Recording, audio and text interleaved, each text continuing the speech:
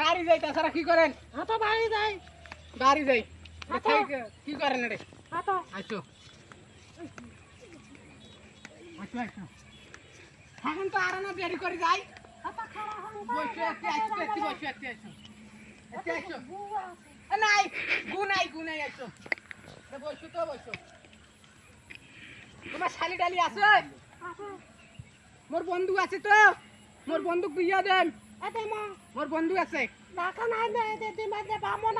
মানে ডিমেন তোমার দিকে পাইবি না। তোমার শাশুড়ি নাই কাউ নাই আমি এলাকায় তুমি এলাকায় আর তোমার চাষের বাড়ি বই নাই না কেন?